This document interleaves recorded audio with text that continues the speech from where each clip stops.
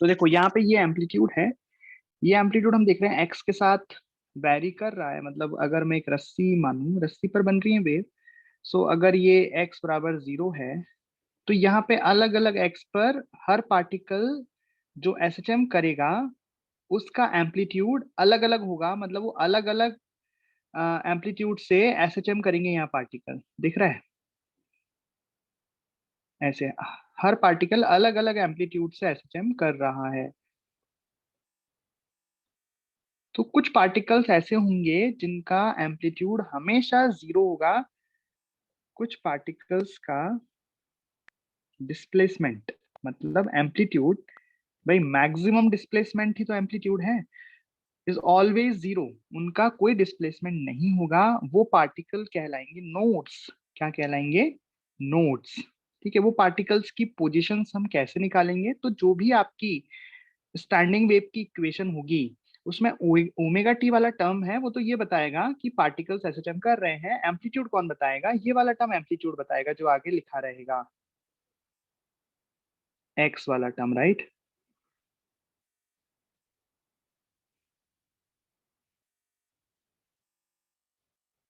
ठीक है, ये वाला टर्म आपको एम्पलीट्यूड देगा। तो अगर मैं इसको 0 के बराबर कर दूं, देखना कैसे। सो 2a cos के एक्स इज इक्वल टू 0, इसका मतलब क्या हो गया? एम्पलीट्यूड 0। तो मुझे यहाँ से एक्स की वो पोजीशंस मिल जाएंगी जहां हमें रस्सी पर, रोप पर नोड्स मिलेंगे, राइट। तो ये कितना आ जाएगा सॉल्व करके? cos के X is equal to 0 and के एक्स इज इक्वल टू कितना लिखें बताओ? अगर 0 लेके आना है तो के एक्स की पॉसिबल वैल्यूज क्या क्या हो सकती हैं?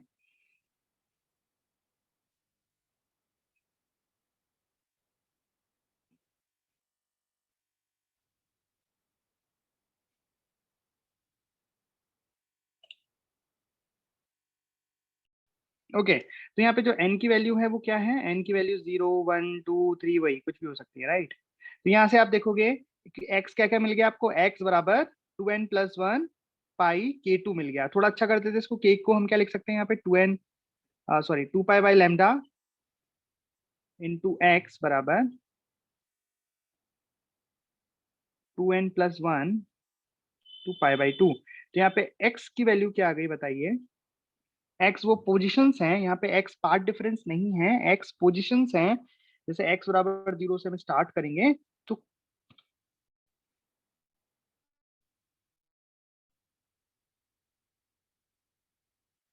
ओके, सो यहाँ पे इसलिए जा रही हैं, x बराबर 0 से पोजीशन ली जा रही है, राइट। तो यहाँ पे x पोजीशन है कि कहाँ पे हमें नोड्स पॉइंट मिलेंगे। तो यहाँ पे नोड देखने के लिए देखा आपने, x कितना आ गया? ये आ गया 2n+1 लैम्डा बाय 4, राइट। यहाँ पे आप एक्स की कौन कौन एन की अलग अलग वैल्यूज पर एक्स की वैल्यूज हमें मिलेंगी, राइट। एक्स की कौन कौन सी वैल्यू हमें मिलेंगी वो हम देख सकते हैं। तो उससे पता लग जाएगा कि हमें नोड कितनी दूरी पर मिलते हैं, एक नोड के बाद अगला नोड कितनी डिस्टेंस के बाद आता है, ये सब बातें। तो सबसे पहले एन को यहाँ पे 0 पुट किया। सो एन को यहाँ पे 0 पुट करने पे हमें मिला लैम्डा बाय 4। मतलब सबसे, अब ये फिक्स नहीं कर लेना है आपको, हमेशा ये नहीं हुई कि एक्स बराबर 0 से यहाँ पे लैम्डा बाय 4 पर ही नोड मिलेगा, नहीं। वो इस वाली इक्वेशन के लिए हम बातें कर रहे हैं सारी बात, राइट। लेकिन क्या चीजें अ, हर में वैलिड होंगी वो मैं आपको अलग से बता दूंगा, और क्या नहीं होंगी वो भी मैं आपको बता दूंगा। तो ऐसा जरूरी नहीं है कि हर बार एक्स बराबर लैम्डा बाय 4 पर पहला नोड मिले, राइट। जरूरी नहीं है, वो डिपेंड करेगा इस इक्वेशन पर, राइट। ओके, अच्छा, इस इक्वेशन के हिसाब से n बराबर 0 पुट किया तो लैम्डा बाय 4 पर पहला नोड मिला, फिर अगला नोड कहाँ पे मिला? 3 लैम्डा बाय 4 पर, फिर अगला नोड कहाँ मिला? 5 लैम्डा बाय 4 पर, इस तरीके से up to till so on. तो ये क्या है? Location of nodes. ये क्या मिली हमें? Location of nodes. तो यहाँ पे बता सकते हो कि दो सक्सेसिव नोड्स के बीच में डिस्टेंस कितनी होगी? दो सक्सेसिव नोड्स के बीच में distance, the separation between two consecutive nodes is, बताओ। तो वो फिक्स रहेगी चाहे वेव कोई सी भी हो, उसकी इक्वेशन कोई भी बने इक्वेशन, लेकिन दो नोड्स के बीच में जो डिस्टेंस होगी, कंसेक्यूटिव डिस्टेंस होगी, वो हमेशा सेम रहेगी, चाहे फिर आप वेव कोई भी यूज में लो, राइट। हाँ, ये पोजीशंस चेंज हो जाएंगी according to the wave, equation of wave, positions बदल जाएंगी, but distance between the two nodes always same. देखो यहाँ पे भी दो नोड्स के बीच में डिस्टेंस, दो नोड के बीच में डिस्टेंस कितनी आ रही है बताएगा कोई? राइट, कितनी आएगी? λ/2, आप देख सकते हो। तो ये सब में वैलिड रहेगी, राइट, सब में वैलिड रहेगा ये वाला पॉइंट बहुत ही इंपॉर्टेंट पॉइंट है, याद रखोगे। चलिए अब बात करते हैं एंटी नोड्स की। ये किसकी बात की हमने? नोड्स की। नोड्स की क्या खासियत है? ऐसे पार्टिकल जिनका डिस्प्लेसमेंट हमेशा जीरो होगा वो कहलाएंगे नोड्स। सो एंटी नोड्स ऐसे पॉइंट्स हैं जहां पे एम्पलीट्यूड मैक्सिमम होगा। एम्पलीट्यूड क्या रहेगा? मैक्सिमम। ठीक है, जैसे कि हम जान रहे हैं कि यहाँ पे जो एम्पलीट्यूड है वो एक्स पर डिपेंड करता है। एम्पलीट्यूड कितना है यहाँ पे? 2a cos kx आया है इस इक्वेशन, इस वाली पर्टिकुलर इक्वेशन के लिए। हो सकता है कभी साइन एक्स आए, कभी कॉस एक्स आए, तो ठीक है वो आपको देखना पड़ेगा। बट हमने जो एग्जांपल लिया है उसी को हम आगे बढ़ा के कॉन्सेप्ट सीख रहे हैं। तो यहाँ पे एम्पलीट्यूड आया जो कि एक्स पर डिपेंडेंट 2a cos kx।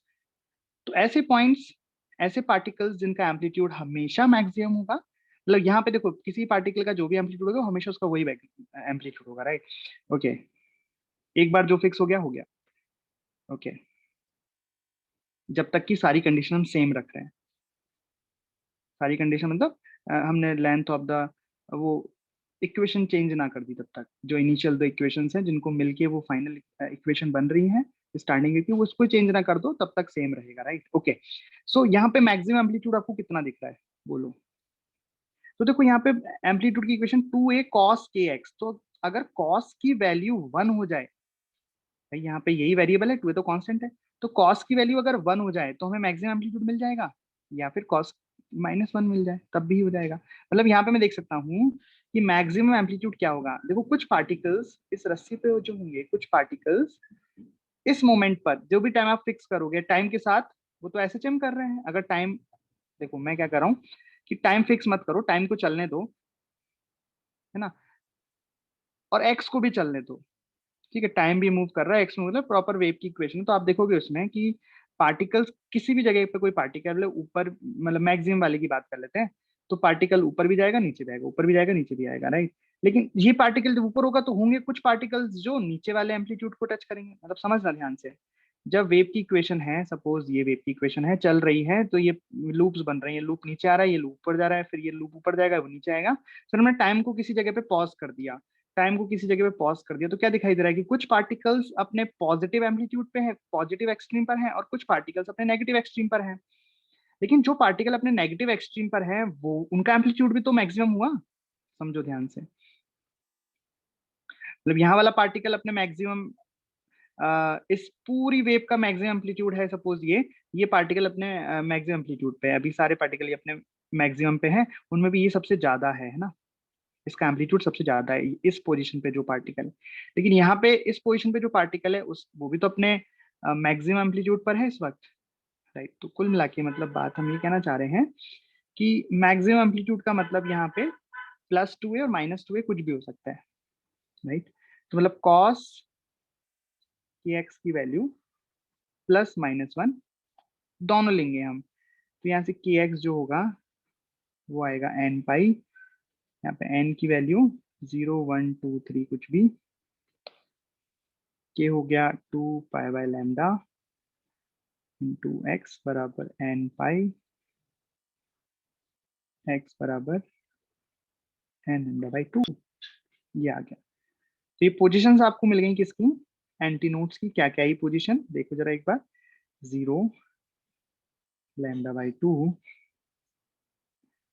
फिर लैम्डा, फिर 3 λ/2 एंड सो ऑन, राइट।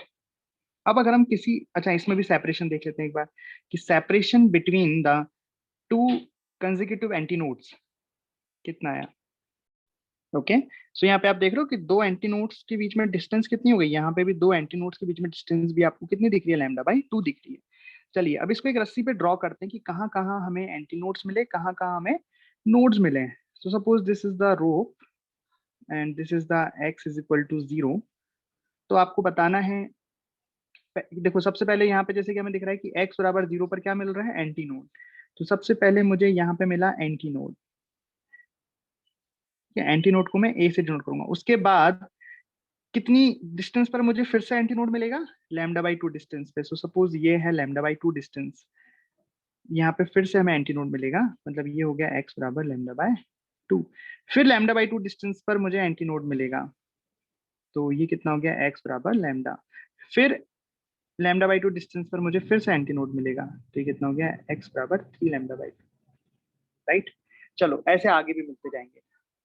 और अगर बात करें नोड्स की, जहां पे एम्पलीट्यूड जीरो होगा, जिनका डिस्प्लेसमेंट जीरो होगा, वो पहला कहां पे मिलेगा, लैम्डा बाई फोर पर। देखो ऊपर लैम्डा बाई फोर पर, तो वो यहाँ मिलेगा लैम्डा बाई फोर, पहला नोड एक्स बराबर लैम्डा बाय फोर पर। फिर से नोड कब मिलेगा, यहाँ पे, मतलब इस नोड के बाद कितनी डिस्टेंस पर, लैम्डा बाई टू डिस्टेंस पर, यहां से लैम्डा बाई टू डिस्टेंस, तो कितनी डिस्टेंस है ये, एक्स बराबर कितना आया था बताओ, थ्री लैम्डा बाई फोर आया था, है ना। ठीक है, मैं यहाँ पे आपसे क्या पूछना चाह रहा हूँ, ऐसे ही अगला मिल जाएगा। अगला कितने पे आ रहा है देख लो, फाइव लैम्डा बाई फोर पर आ रहा है। डायरेक्ट भी निकालो, कैसे, इसमें कितना सम कर दो, इस पोजीशन में आप कितना सम कर दो, लैम्डा बाई टू सम कर दो, ये आ जाएगा node X is equal to five lambda by four. ऐसे और मिलते जाएंगे, लेकिन यहाँ पे सीखने वाली बात क्या है कि एक नोड और एंटी नोड के बीच में कितनी डिस्टेंस होती है, नोड और एंटी नोड के बीच में डिस्टेंस लैम्डा बाय फोर होती है। मतलब ये जो डिस्टेंसेस हैं, ये आप याद रखनी है आपको, ये किसी भी वेव के लिए वैलिड है, चाहे वो फिर, मतलब दो जो इनिशियल हम ट्रैवलिंग वेव ले रहे हैं वो कोई भी लें, लेकिन जो फाइनली स्टैंडिंग वेव बनेगी, उसमें नोड नोड एंटी नोड या नोड एंटी नोड के बीच में कंजुगेटिव डिस्टेंसेस होंगी, वो यही रहेंगी। तो ये क्या हो गया, एंटी नोड के बीच में लिख लिया, नोड एंटी नोड के बीच में लिख लिया, एंड नोड नोड के बीच में लिख लेते हैं,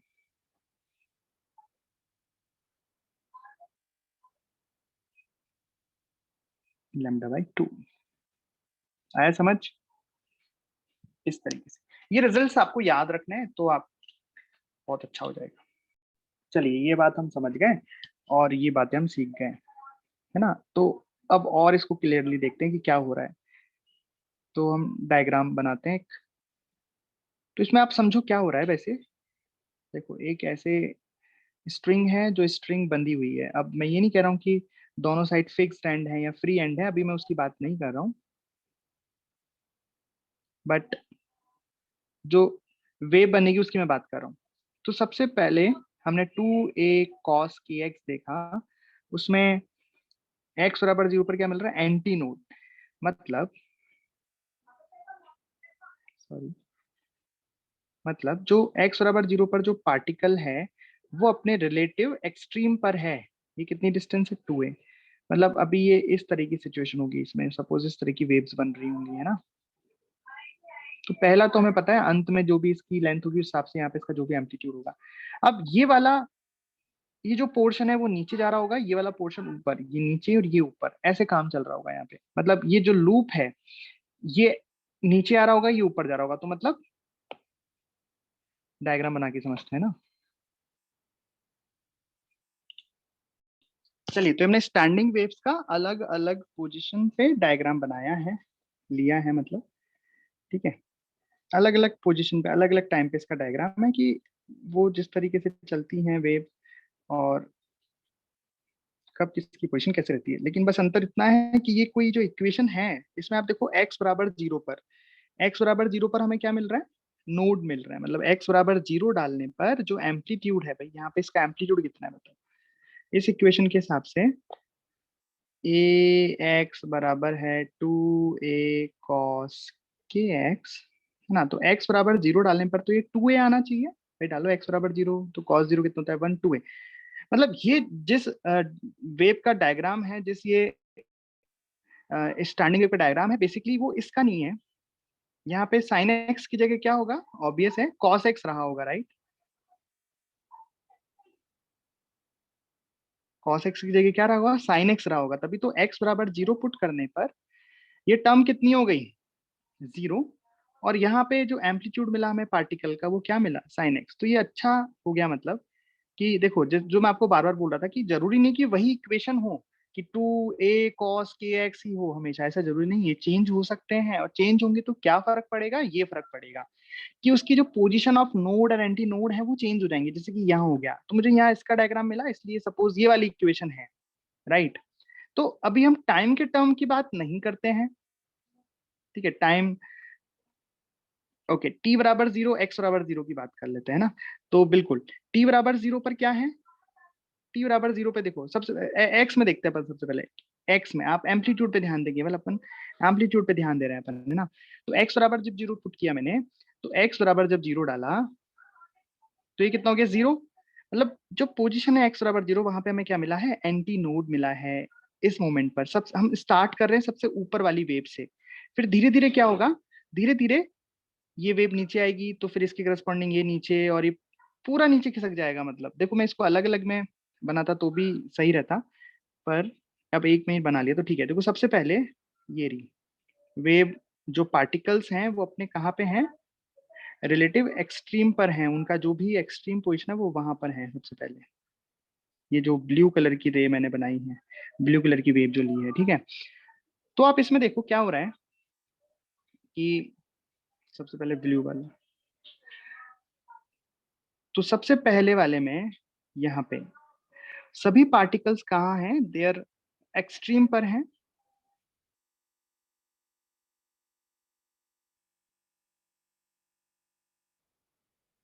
ठीक है, सभी पार्टिकल अपने एक्सट्रीम पर हैं। तो एक्सट्रीम पर है तो वो क्या होंगे, रेस्ट पर होंगे। ऐसे टाइम पे जो पार्टिकल एक्सट्रीम पर होते हैं तो वो रेस्ट पर होते हैं, right.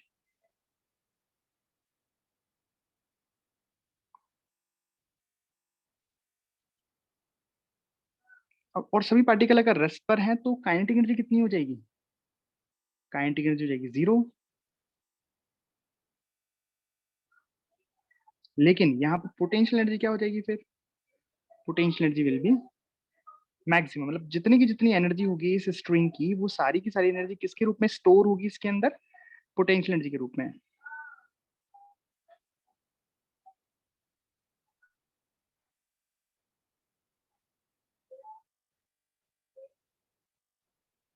All energy in potential energy, ठीक है। उसके बाद क्या हुआ, अब देखो उसके बाद क्या हुआ, ये थोड़े नीचे आ गए, है ना। मतलब देखो ये अपने एक्सट्रीम पर है, इस तरीके से है ये वेव। अब वेव आगे चल रही है समय के साथ, तो क्या आ जाएगा, ये 0। मतलब इसका एम्पलीट्यूड कम होने लगे। एम्पलीट्यूड, तो एम्पलीट्यूड का मतलब होता है कितना मैक्सिमम जा सकता है, और डिस्प्लेसमेंट का मतलब होता है कि वो अभी कहाँ पे है। तो यहाँ पे हर पार्टिकल का अभी देखो, इस मोमेंट पर, सबसे पहले मोमेंट पर ये वाली वेव की स्टार्ट कर, सबसे फर्स्ट वाली वेव हम ये मान के चल रहे हैं, ठीक है। यहाँ से हम स्टडी करना स्टार्ट कर रहे हैं। उसके बाद क्या हो रहा है कि उनका डिस्प्लेसमेंट कम होता जा रहा है, डिस्प्लेसमेंट कम होता जा रहा है। तो देखो, ये देखो यहाँ पे इनका डिस्प्लेसमेंट ऐसे कम हो गया।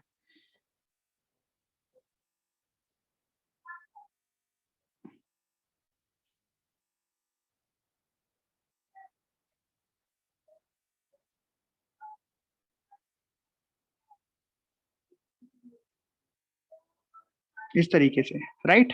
फिर क्या हो रहा है बताओ, फिर एक मोमेंट ऐसा आया कि पूरी की पूरी रस्सी स्ट्रेट हो गई, कम होते जा रहा है ना, कम होते होते ये रस्सी यहाँ पे स्ट्रेट हो गई एकदम सीधी। इस मोमेंट पर क्या हुआ, आप ये देखना, इस मोमेंट पर सारे के सारे पार्टिकल्स अपने इक्विलिब्रियम पोजीशन पर आकर, इक्विलिब्रियम पोजीशन पर क्या होता है, इक्विलिब्रियम पोजीशन पर काइनेटिक एनर्जी मैक्सिमम होती है। तो यहाँ पे सारी की सारी और रस्सी देखो अपनी स्ट्रेट हो गई, तो रस्सी में अभी कोई भी स्ट्रेच नहीं है, रस्सी में कोई भी पोटेंशियल नहीं है।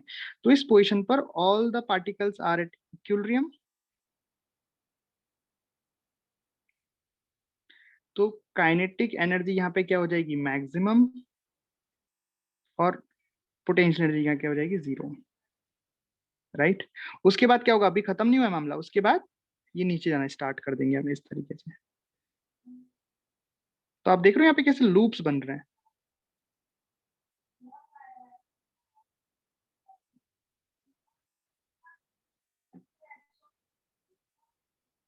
देखो, तो क्या हो रहा है आपने देखा, पहले ये नीचे आया स्ट्रेट हुआ, फिर ऐसे चला गया। तो ये लूप ऐसे ऊपर नीचे वाइब्रेट कर रहे हैं, ये लूप ऐसे नीचे वाइब्रेट कर रहे हैं। मतलब जो पोजीशन यहाँ पे देखो, इनको बोलते हैं अपन नोड।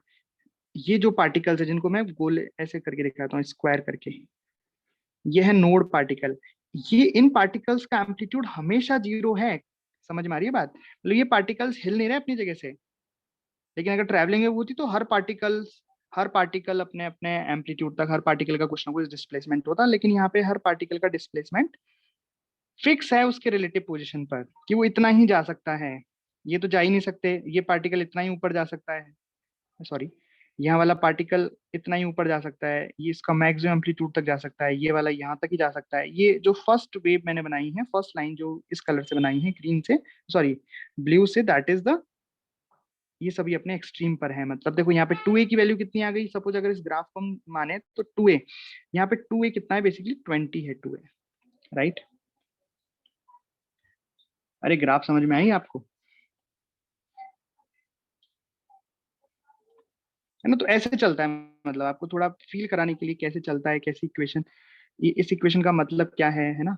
और लूप्स कैसे बनते हैं। तो यहाँ पे तो कोई लूप्स बन रहे हैं, दिखाई दे रहे हैं आपको ये लूप्स?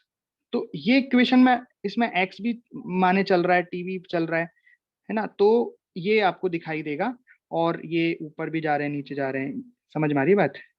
तो अल्टरनेटिव रहता है कि अगर ये वाला लूप नीचे आ रहा है तो इसके जस्ट अगला वाला लूप ऊपर जा रहा होगा, फिर इसके जस्ट अगला वाला लूप नीचे आ रहा होगा, फिर इसके जस्ट अगला वाला लूप ऊपर जा रहा होगा, दिख रहा है? जैसे आप किसी भी एक, जैसे रेड वाले को पकड़ो, तो रेड में देखो ये ऐसा है, इसके जस्ट अगले मोमेंट पे क्या हुआ, रस्सी बन गई, मतलब ये नीचे आया, ये ऊपर आया, ये नीचे आया, ये ऊपर आया, ये नीचे आया, इस तरीके से, राइट? चलो ये सारी बातें हमको लिखनी है अब यार, लिखते हैं फिर, तड़ा लिखते हैं एकदम।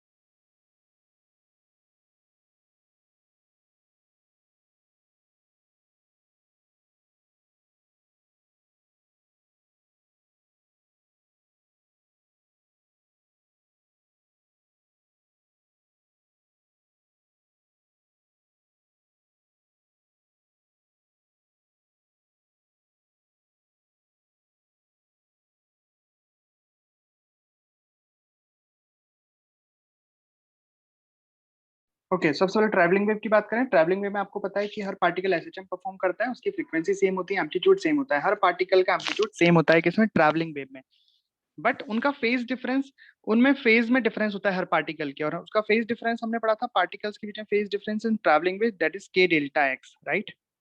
तो दो पार्टिकल सेम फेज में होंगे और उनके बीच में डिस्टेंस कितना होगा, लैम्डा के बराबर, राइट? तो समझो के डेल्टा एक्स हो गया है ना, और डेल्टा एक्स हमने लैम्डा रखा, तो फेज डिफरेंस कितना है, 2 पाई। ये हम जानते हैं कि अगर कोई पार्टिकल अपने जीरो पे फेज पे है तो उसके बाद सेम फेज वाला पार्टिकल कितने में मिलेगा, उसके 2 पाई पे, फिर अगला पार्टिकल सेम फेज वाला कितने मिलेगा, 4 पाई पे, राइट? मतलब उनके बीच में पाथ डिफरेंस कितना आ गया, लैम्डा पाथ डिफरेंस आ गया। ये तो ट्रैवलिंग वेव की बातें हो गई। लेकिन स्टैंडिंग वेव में,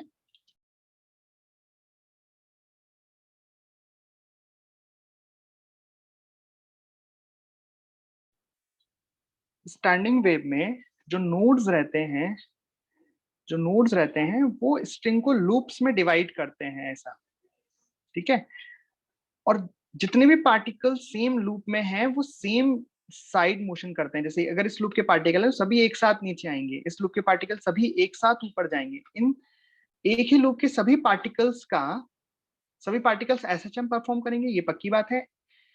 इन सेम फेज, मतलब ये जो लूप मैंने बनाए हैं, ये लूप जो बनते हैं स्टैंडिंग वेव में, इसमें एक लूप का हर पार्टिकल एसएचएम कर रहा है, या फिर मैं बोलूंगा कि इस पूरी रस्सी पे सारे पार्टिकल एसएचएम कर रहे हैं, बट एक लूप के सारे पार्टिकल सेम फेज में एसएचएम करते हैं, बट उनका एम्पलीट्यूड डिफरेंट डिफरेंट होता है। ये बात समझ में आ गई? फेज सेम इसलिए है क्योंकि देखो सभी एक साथ मोशन कर रहे हैं, एक साथ मतलब सभी पार्टिकल एक साथ नीचे आ रहे हैं, फिर जब नीचे आ जाएंगे तो फिर एक साथ ऊपर जाएंगे, फेज सेम है। लेकिन अगर एडजेसेंट लूप की बात करें, तो अगर फर्स्ट लूप के पार्टिकल नीचे आ रहे हैं, सेकंड लूप के पार्टिकल किधर जाएंगे? ऊपर जाएंगे, just opposite, right, just opposite. तो इनके बीच में फेज डिफरेंस कितना हो गया? पाई का। ठीक है, अच्छा, एक लूप के सभी पार्टिकल्स, या मैं बात करूं कि इस पूरी रस्सी में सभी पार्टिकल एसएचएम परफॉर्म करते हैं, उस एसएचएम का टाइम पीरियड सेम रहता है, मतलब हर पार्टिकल एसएचएम परफॉर्म कर रहा है अपनी जगह पर, उसका जो टाइम पीरियड है वो सेम है, एम्पलीट्यूड अलग है पर फ्रीक्वेंसी सेम है, फ्रीक्वेंसी सेम है तो एंगुलर फ्रीक्वेंसी सेम है, और एंगुलर फ्रीक्वेंसी सेम है तो टाइम पीरियड भी सेम रहेगा। ठीक है, okay, last point, in standing wave energy remains trapped between the two nodes. जो नोड्स होते हैं ना दो, वहां पे एनर्जी ट्रैप्ड होती है, एनर्जी यहाँ पे ट्रेवल नहीं करती है, एनर्जी ट्रैप होती है। मतलब जैसे ये लूप है, ये नोड्स हैं, दो पॉइंट्स, तो जो एनर्जी होगी नोड टू नोड वो कांस्टेंट होगी, राइट, एनर्जी कांस्टेंट है, और it converted in kinetic energy to the potential energy. जैसे यहाँ पे सभी पार्टिकल्स रुके हुए हैं तो यहाँ पे सिर्फ पोटेंशियल एनर्जी है, जैसे जैसे लूप नीचे आ रहा है वैसे वैसे काइनेटिक एनर्जी बढ़ती जा रही है, पोटेंशियल एनर्जी काइनेटिक एनर्जी में कन्वर्ट होती जा रही है, और जब ये अपने मीन पोजीशन में पहुंच जाएंगे तब ये इसमें पूरी पूरी काइनेटिक एनर्जी आ जाएगी, राइट, ऐसा होता है। तो यहाँ पे नोड टू नोड, नोड से नोड के बीच में एनर्जी कांस्टेंट रहती है, काइनेटिक एनर्जी पोटेंशियल एनर्जी में कन्वर्ट होती रहती है, बट वो अपने लूप के पार्टिकल्स में ही ऐसा करती है ना, अपने लूप्स की पोटेंशियल एनर्जी, अपने लूप्स के पार्टिकल की पोटेंशियल एनर्जी काइनेटिक एनर्जी में कन्वर्ट हो जाती है, एनर्जी कांस्टेंट रहती है टोटल, राइट। ओके, तो क्या सीखा हमने? Node to node total energy constant रहती है, राइट। अब चलो निकाल लेते हैं, फाइन कर लेते हैं कि एक नोड से दूसरे नोड के बीच में, नोड टू नोड कितनी एनर्जी, कितनी टोटल एनर्जी इसमें रहती है। ओके, एक नोड से दूसरे नोड के बीच में टोटल कितनी एनर्जी रहती है, मतलब उसका फॉर्मूला निकाल लेते हैं, total energy between node to node.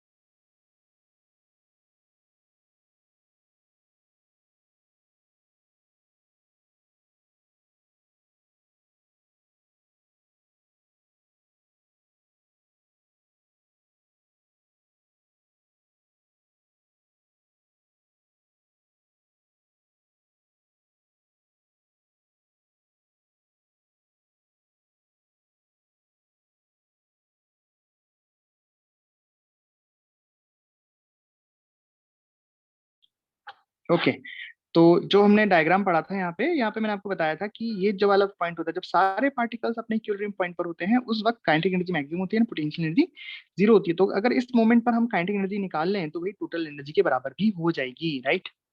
तो सपोज ये स्ट्रिंग है, और स्ट्रिंग में ये x बराबर 0 है, दीवार की तो वैसे कोई जरूरत नहीं है बट ये हमने लगा दी, ये x बराबर 0 है। तो आप, और ये नोड है, suppose this is node, suppose this is node, ये नोड बन रहा है, तो अगला नोड कितनी दूरी पर होगा, अगला नोड कहाँ पे होगा ये आपको पता है, एक नोड से दूसरे नोड के बीच में डिस्टेंस होती है λ/2, राइट।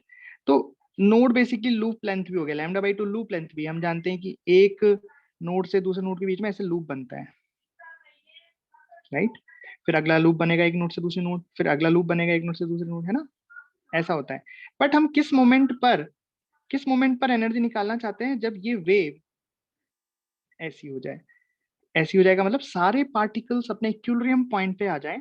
तो इस मोमेंट पर क्या होगा, जब सारे पार्टिकल्स अपने इक्विलिब्रियम पॉइंट पर आ जाएंगे, सभी लूपों के पार्टिकल इक्विलिब्रियम में आ जाएंगे खैर, लेकिन हमें केवल इस लूप से मतलब है क्योंकि हम एक लूप की एनर्जी निकालना चाहते हैं।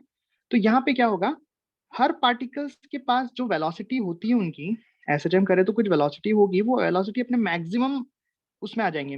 सब पार्टिकल्स के पास जो वेलोसिटी की मैक्सिमम होगी और जिसका सबसे ज्यादा एम्पलीट्यूड होगा उसके पास सबसे ज्यादा वी मैक्स होगा इस पॉइंट पर। अब ये देखो यहाँ पे जैसे कि इसका ये मिड पॉइंट है, यहाँ पे बेसिकली क्या है, एंटी नोड है, तो एंटी नोड है उसका एम्पलीट्यूड मैक्सिमम होगा, तो यहाँ पे इसकी जो वी मैक्स होगी वो भी मैक्सिमम होगी।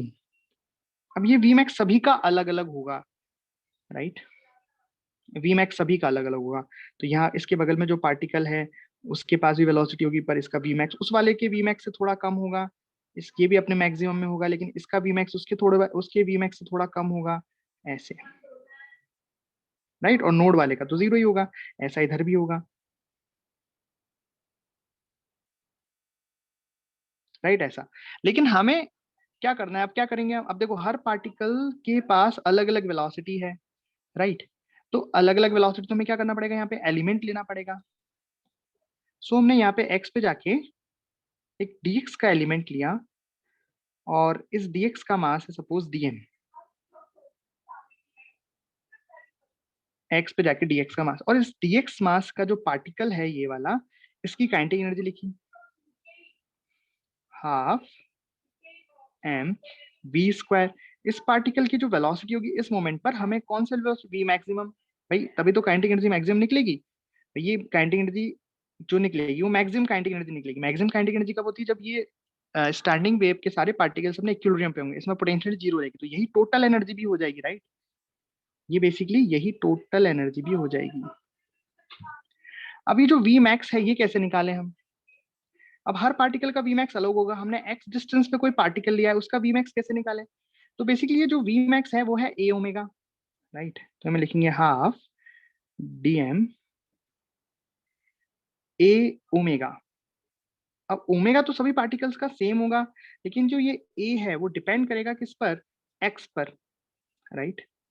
ये जो एम्पलीट्यूड है हर पार्टिकल का वो एक्स पर डिपेंड करता है। भाई यहाँ पे इतनी देर से यही तो पढ़ते आ रहे हैं अपन, ये ए एक्स है, ये जो आगे लिखा रहता है ना, ये दिस इज ए एक्स, यहाँ लिखा भी हमने, ये ए एक्स है, जो भी एम्पलीट्यूड की इक्वेशन होती है एक्स का, that is called a x, इसलिए मैंने यहाँ पे क्या यूज किया, ए एक्स, राइट।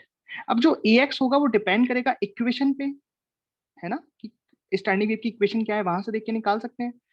ओके, तो फाइनल जो काइनेटिक एनर्जी हमें मिल गई, मैक्सिमम काइनेटिक एनर्जी है ये वी मैक्स, ओ के ई मैक्स है ये, बिकॉज हमने यहाँ पे जो वेलोसिटी ले रहे हो मैक्सिमम ले रहे हैं, इक्विलिब्रियम पे ले रहे हैं।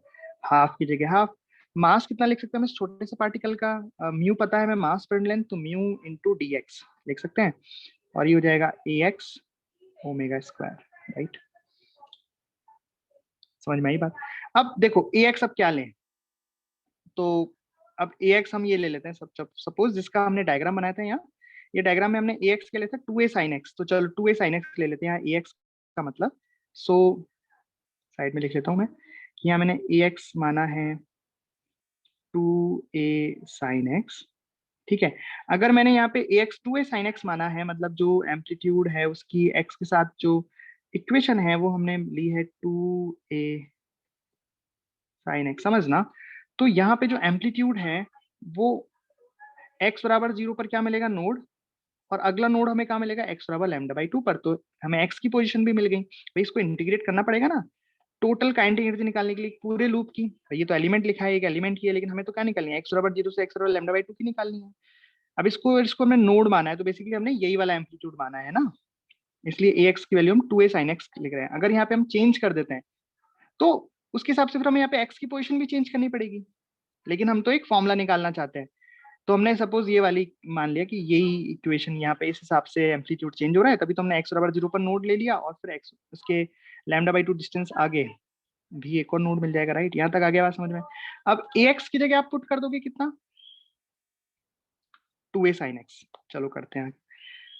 तो काइनेटिक एनर्जी बराबर आ गया हाफ म्यू डी एक्स, ए एक्स का स्क्वायर मतलब हो गया ये 2a sin x का होल स्क्वायर, और ओमेगा स्क्वायर, तो ओमेगा को मैं आगे पटक देता हूँ, ठीक है। अब इसको मैं हम इंटीग्रेट करना पड़ेगा, इंटीग्रेट करेंगे तो एक काइनेटिक एनर्जी बन जाएगी, डी के से के बन जाएगा, राइट। और ये हो गया half mu omega square 4a² sine square x dx, और इसको इंटीग्रेट करेंगे हम 0 से λ/2 तक। भाई ये सारी चीज तो कांस्टेंट आ गई ना।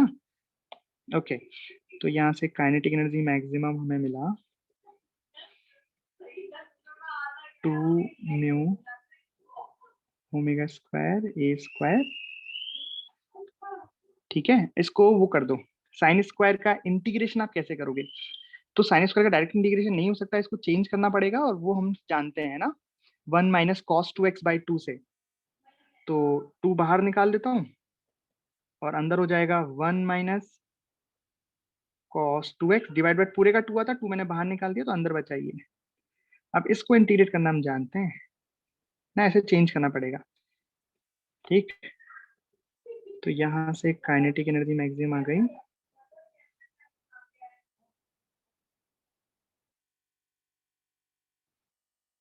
म्यू ओमेगा स्क्वायर a², 1 का हो गया x, cos 2x का हो गया साइन, के भी था क्या? के लिखना भूल गया क्या मैं? ओके, के भी तो आएगा यार, यहाँ पे लिखना भूला ना, तो सब जगह लिखना भूल गया। के हर जगह के आप लगा लोगे ना, के यहाँ पे भी के, तो ये हो गया sign 2kx divided by 2k, और लिमिट पुट करेंगे 0 से λ/2, तो ये काइनेटिक एनर्जी का मैक्सिमम का फॉर्मूला बन के निकल के आएगा लूप से लूप के लिए, half lambda mu omega square a², और यही है टोटल एनर्जी भी।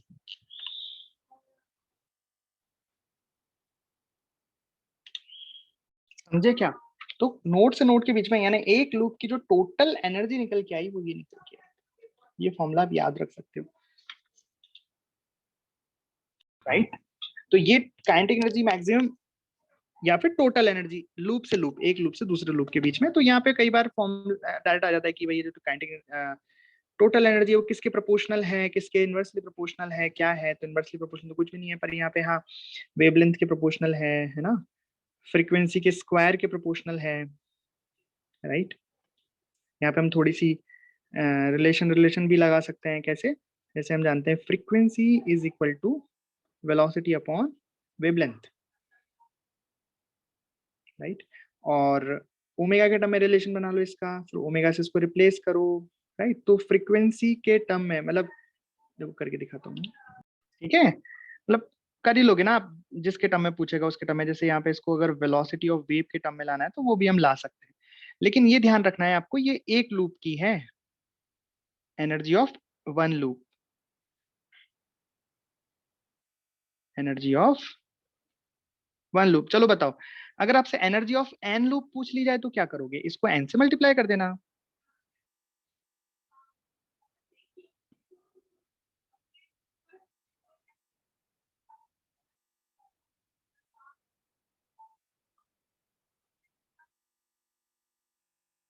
समझे? ठीक है, चलो ये एनर्जी वाला काम हो गया, ये स्टैंडिंग वेव से रिलेटेड कॉन्सेप्ट हो गए।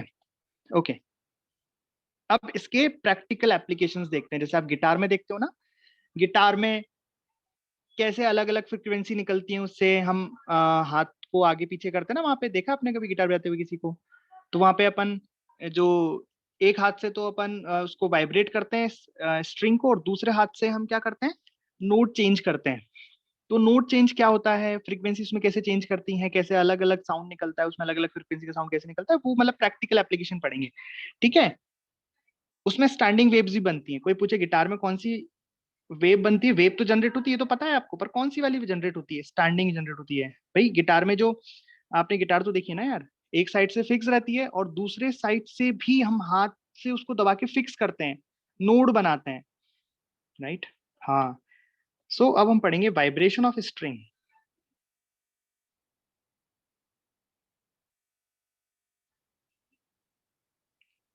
ठीक है, कि हमने एक स्ट्रिंग को, अब देखो इसमें दो तीन टाइप की हम चीजें पढ़ेंगे, जैसे first fixed at both ends.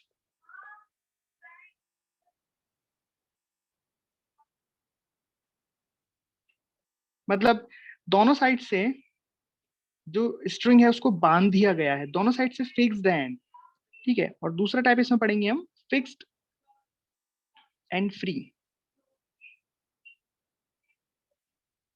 Fix free ends, right. और एक और पढ़ेंगे फ्री फ्री एंड, मतलब free at both ends.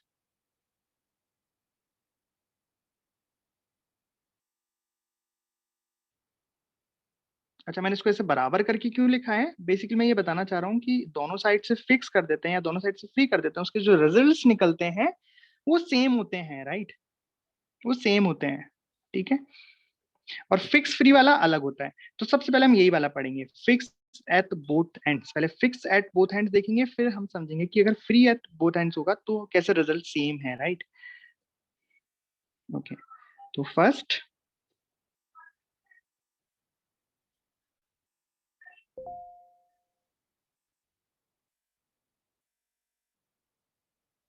Fixed at both ends. तो चलो, तो सपोज ये एक दीवार है, ये भी एक दीवार है, बीच में रस्सी है, राइट। ओके, दोनों साइड से फिक्स है। तो अगर दोनों साइड से फिक्स है तो बताओ, मतलब फिक्स का मतलब क्या होता है कि ये पार्ट मूव नहीं कर सकता, ये पार्ट मूव नहीं कर सकता, तो ये कंपलसरी हो गया। क्या कंपलसरी हो गया कि एंड पर नोड ही बनेगा। भाई नोड का मतलब क्या होता है, ऐसा पार्टिकल जिसका एम्पलीट्यूड जीरो होता है, और यहाँ पे पक्की बात है अगर ये फिक्स है तो इसका एम्पलीट्यूड जीरो ही होगा। आई बात समझ में, मतलब दोनों साइड इसमें नोड बनना कंपलसरी है, यहाँ पे भी और यहाँ पे भी नोड बनना कंपलसरी है। अरे आई बात समझ में, कोई डाउट है इसमें?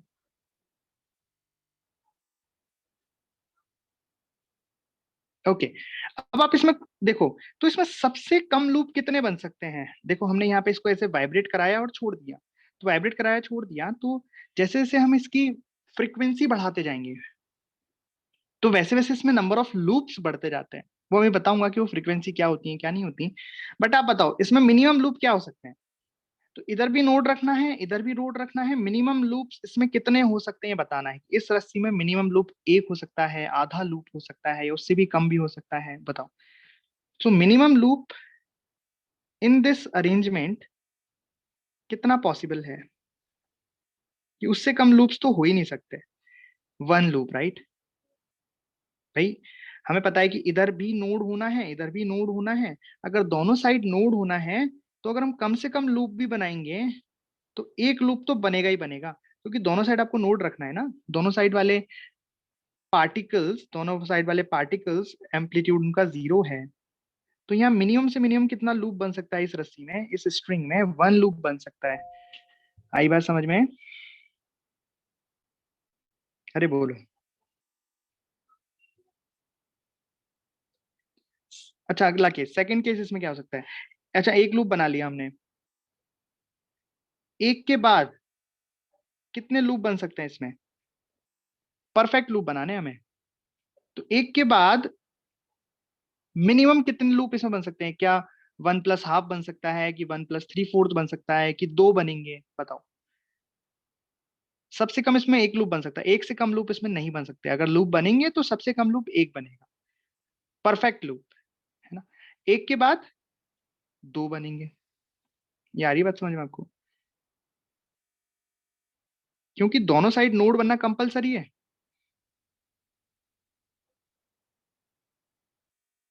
क्योंकि दोनों साइड नोड बनना कंपलसरी है, यहाँ पे भी और यहाँ पे भी। तो एक के बाद जस्ट अगली कंडीशन जो बनेगी वो कितनी आएगी, दो, दो लूप्स की आएगी, बोलो। अच्छा चलो बताओ, कि सपोज ये जो स्ट्रिंग है इसकी लेंथ एल है और टेंशन टी है, इसका मास पर यूनिट लेंथ म्यू है, राइट। ठीक है, अभी सेकंड केस भूल जाते हैं अपन। स्ट्रिंग की लेंथ दे रखी है, और इसमें इसकी टेंशन दे रखी है, और इसमें यहाँ पे हमें इसका मास पर लेंथ दे रखा है और हमसे बोला गया है कि एक लूप जनरेट हो रहा है इसमें, इस स्ट्रिंग में कितने लूप जनरेट हो रहे हैं, एक लूप जनरेट हो रहा है। तो बताओ कितनी फ्रीक्वेंसी से हमने इसे वाइब्रेट कराया होगा, कितनी फ्रीक्वेंसी से वाइब्रेट कराएं इसे कि इसमें एक लूप जनरेट हो जाए। समझ में आया क्वेश्चन?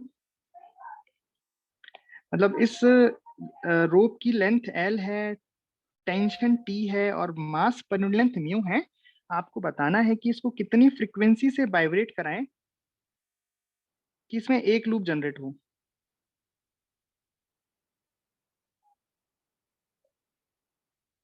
कैसे करें बताओ?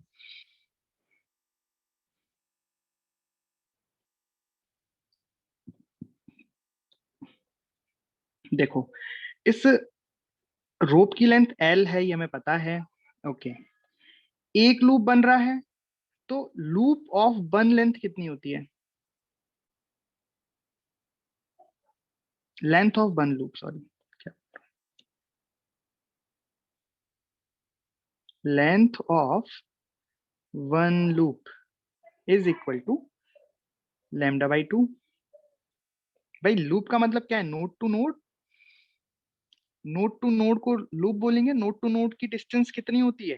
Lambda by two. तो मैं यहाँ पे लैम्डा बाई टू को एल से बराबर कर सकता हूँ कि lambda by two is equal to L. तो वेवलेंथ कितनी जनरेट हुई इसमें? 2L। तो मैं वेवलेंथ पता लग गई यहाँ से। आया समझ? अब हमें क्या निकालनी है? फ्रीक्वेंसी निकालनी है। तो फ्रीक्वेंसी का फॉर्मूला होता है वेलोसिटी अपॉन वेवलेंथ।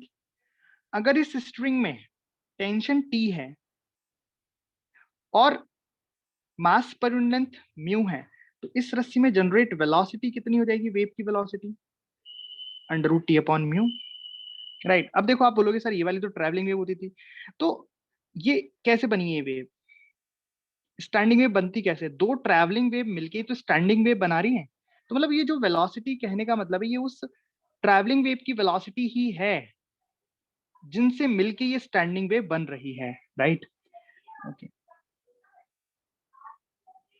ओके। तो वेलोसिटी की जगह रखोगे ये और वेवलेंथ की जगह रखोगे ये, तो कितना आया? 1/2L under root T upon mu. तो ये फ्रीक्वेंसी आ गई। आया समझ कैसे किया? दोबारा सुनना कि रस्सी की लेंथ दे रखी है, टेंशन दे रखा है और मास पर लेंथ दे रखा है। ये भी बताया गया है कि इसमें एक लूप जनरेट हुआ है, तो फ्रीक्वेंसी कितने फ्रीक्वेंसी से वाइब्रेट कराना पड़ेगा, या फिर ऐसे बोले कि इसमें जो वेव जनरेट हुई उसकी फ्रीक्वेंसी क्या है। तो निकाल लिया कि एक लूप की लेंथ होती है लैम्डा बाई टू, और आपने यहाँ पे लेंथ ऑफ रोप दे रखी है एल, तो दोनों को इक्वेट कराया, यहाँ से हमें वेवलेंथ मिली 2L, वेलोसिटी मिली, वेवलेंथ मिली, तो फ्रीक्वेंसी आ गई। चलो अब इसी में अगला केस करते हैं। वही लेंथ एल है, टेंशन टी है और मास पर लेंथ म्यू है, बट इस पर दो लूप जनरेट हो रहे हैं। यहाँ पे दो लूप जनरेट हो रहे हैं, तो बताओ फ्रीक्वेंसी कितनी, कितनी फ्रीक्वेंसी की वेव इसमें जनरेट होगी, या फिर इसको कितनी फ्रीक्वेंसी से वाइब्रेट कराएं कि इसमें दो लूप जनरेट हो जाएं। दोनों तरीके से पूछा जाता है सवाल कि इस रोप को कितनी फ्रीक्वेंसी से वाइब्रेट कराएं कि इसमें दो लूप जनरेट हो जाएं। या ऐसे भी पूछ सकते हैं कि अगर इसमें दो लूप जनरेट हो रहे हैं तो इसमें जो वेव है वो कितनी फ्रीक्वेंसी से वाइब्रेट कर रही है, वेव की फ्रीक्वेंसी क्या है। आया समझ?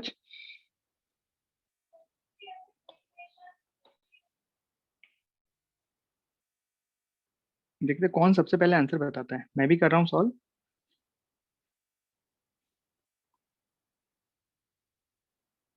दोनों साइड से फिक्स है तो दोनों साइड नोड बनेंगे, ये कंपलसरी है। तो दो लूप इस तरीके से बनेंगे। ठीक है, चलो कैसे करें। तो यहाँ पे भी लेंथ ऑफ द स्ट्रिंग तो एल ही है, लेकिन अगर दो लूप हैं, तो अगर दो लूप हैं तो लेंथ कितनी हो गई बताओ? भाई दो लूप हैं तो 2 × lambda by two. Right. Length of two loop 2 × lambda by two. Right. आया समझ? क्योंकि एक लूप की लेंथ है लैम्डा बाई टू, तो टू लूप की लेंथ कितनी होगी? अब ये दोनों बराबर होने चाहिए, क्योंकि जो दो लूप बन रहे हैं वो एल लेंथ के रूप में ही तो बन रहे हैं। तो यहाँ से वेव लेंथ कितना आ गया? 2L by two. राइट। आया समझ? अब यहाँ पे भी टेंशन दी हुई है और ये दिया हुआ है मास पर लेंथ, तो यहाँ पे फ्रीक्वेंसी बराबर कितनी रहेगी, velocity upon wavelength, velocity wavelength कितनी है, 1 अपॉन वेवलेंथ कितनी है, 2/2L,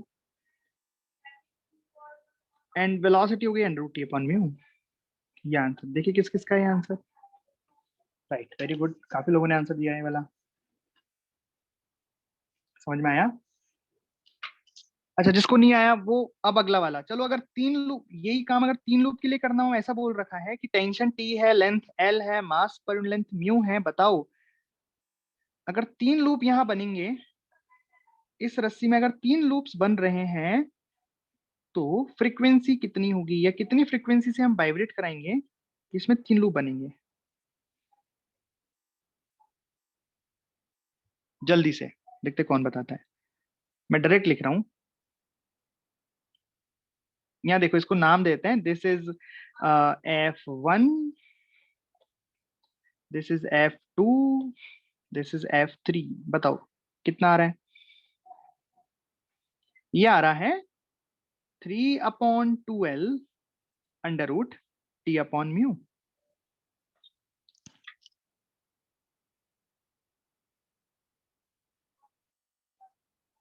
आया समझ।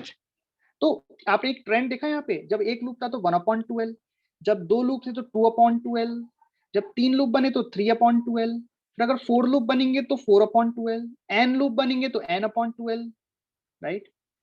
तो इन फ्रीक्वेंसीज को क्या कहते हैं, these are special frequencies for this rope. इनको क्या कहते हैं, इनसे कैसे क्वेश्चंस आते हैं वो हम करेंगे अगली क्लास में, राइट।